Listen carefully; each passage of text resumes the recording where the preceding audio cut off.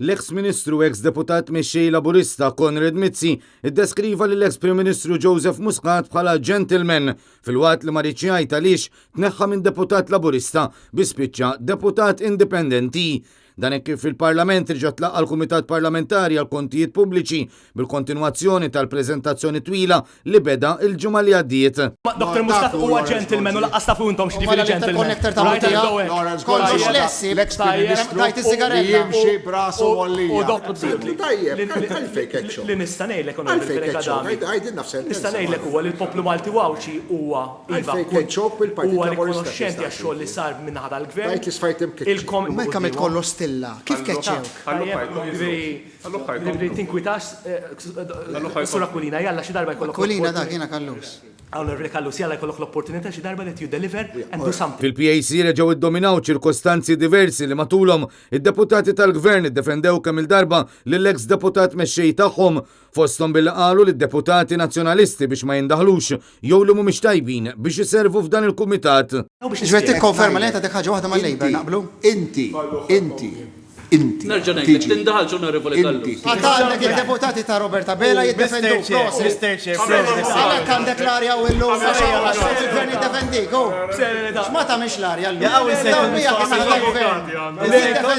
L-arja taf minna mela. Qabel qabsittek jew derlek li għandek tipprovoka l-xut biex tqajjem del-kjas. Tajjeb, konna mixjin sew. Ejja, ikkalma, jekk ma tkunx paċenzja tisimgħu, allura min tkunx tajbin għal dal-kumitat. Fis-sessjoni ta' din il-ġimgħa l-eks Ministru Konrad Mizzi qal li bil-kuntratt tal-Electrogas il-poplu ħall-aħma dan minkejja li sallum il-poplu għadu qed jinsteraq fil-kontijiet tal-enerġija, partikolarment minħabba l-mod kif il-Gvern Laburista qed jaħdem il-kontijiet. Dal-każ minħadha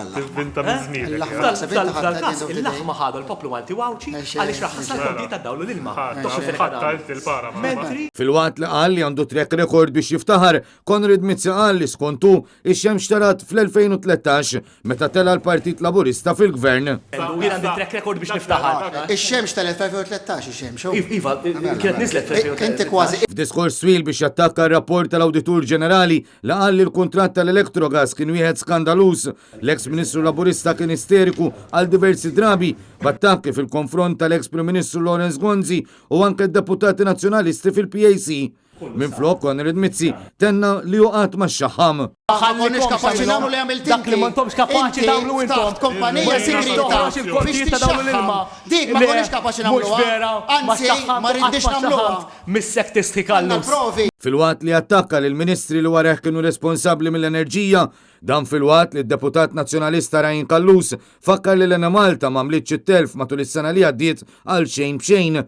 Sa dan it-tant fil-bidu tas-sessjoni, iċ-ċermen tal-PAC, id-deputat nazzjonalista Beppe Fenekadami, qal li l-Kumitat irċieva l-minuti tal-Bord tad-Diretturi tal-kumpaniji Electrogas u Gem Holdings.